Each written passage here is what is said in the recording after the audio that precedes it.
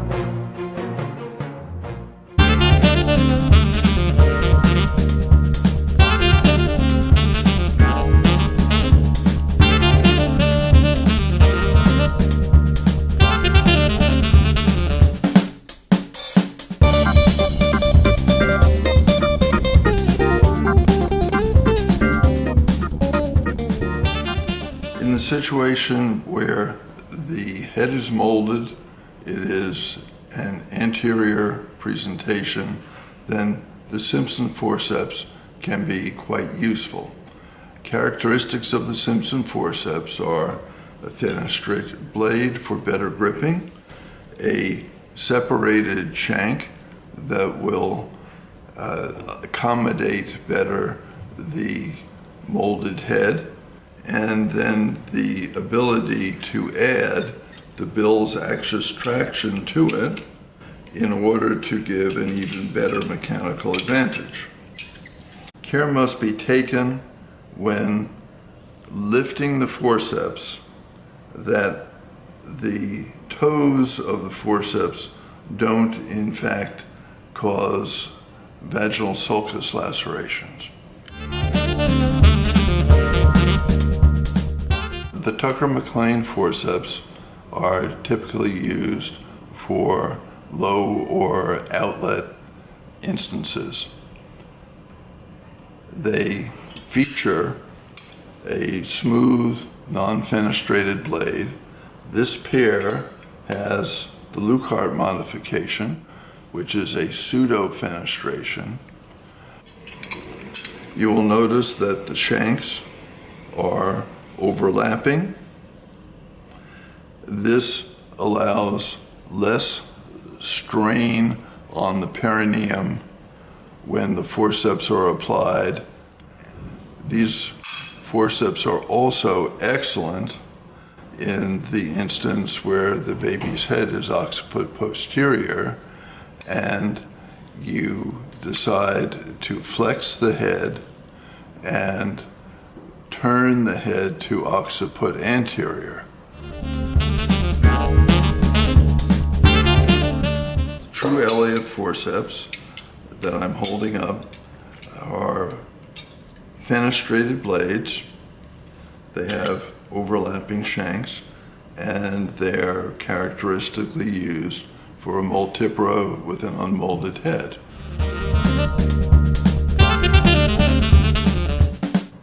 As part of the vaginal delivery of the baby as a breech, it is important to be prepared to use the Piper forceps to assist delivery of the head.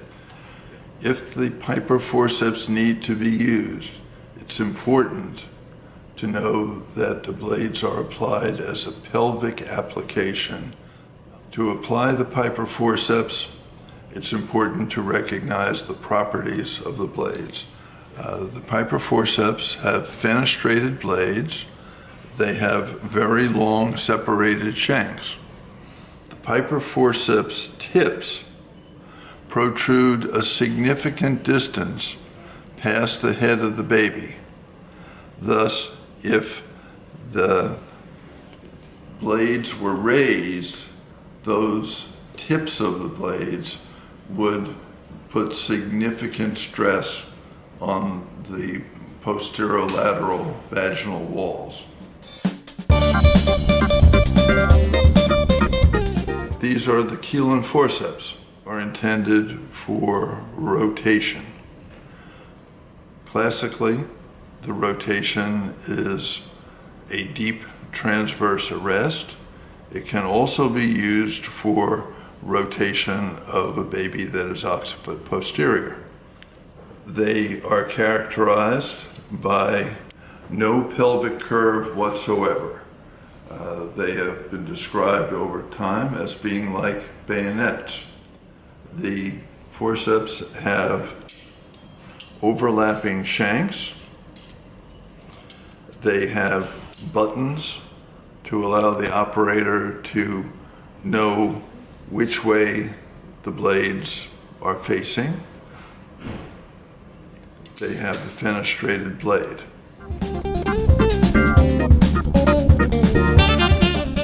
The forceps can be very handy for the transverse head in a repeat cesarean section. They have two blades, a posterior blade that is shown here. It has a sliding lock, a fenestrated blade, and an abundant curve. The unique feature of the Barton forceps is that the anterior blade has a hinge. The Barton forceps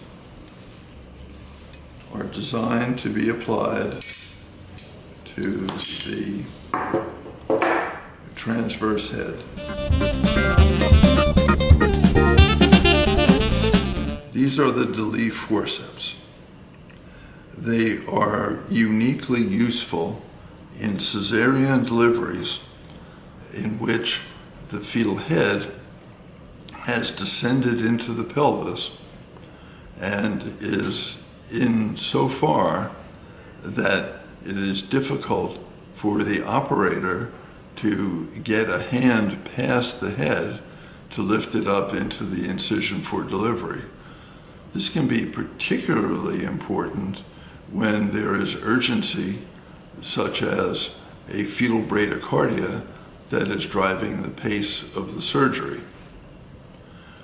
These forceps are in the Simpson family of forceps, but they have unique features. They are very short. There's a separated shank, and the toes of a fenestrated blade are sharply curved inward. So in this instance, you see the toes go past the head of the baby, and it then allows the operator to lift up.